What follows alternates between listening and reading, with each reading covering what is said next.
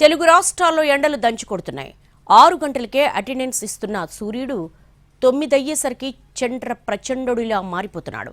నిమిషానికి ఉష్ణోగ్రతలు మారిపోతున్నాయి. వారం రోజుల పాటు భానుడి భగభగలు తప్పవని వాతావరణ శాఖ వార్నింగ్ ఇస్తూ ఉండడంతో జనాలు బెంబేలెత్తిపోతున్నారు. ఎండలు మండిపోతున్నాయి. టెంపరేచర్స్ విపరీతంగా పెరిగిపోయాయి. ఒక్కపోతతో ప్రజలు ఉక్కిరిబిక్కిరవుతున్నారు. అదే సమయంలో కొన్ని చోట్ల ఈదురుగాలులు, వడగళ్ల వానలు జనాన్ని ఇబ్బంది పెడుతున్నాయి.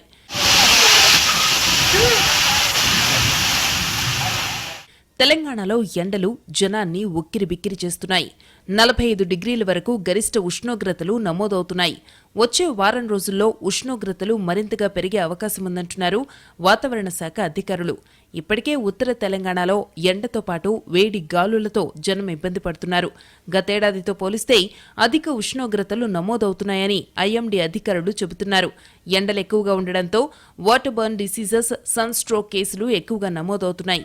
ఇక ఏపీ విషయానికొస్తే రాష్ట్రంలో వాతావరణం ఎప్పుడూ హాట్గానే ఉంటుంది. అదే ఎండాకాలమైతే మరింత హాట్గా మారిపోతుంది. మే నెల మొదలు కావడంతో ఏపీలో చాలా ప్రాంతాలు మండిపోతున్నాయి. గతేడాదితో పోలిస్తే ఈసారి ఎండల తీవ్రత మరింత ఎక్కువగా ఉంది. 42 డిగ్రీల వరకు ఉష్ణోగ్రతలు నమోదవుతున్నాయి. అత్యవసరమైతే తప్ప జనం బయటకు రాని పరిస్థితి.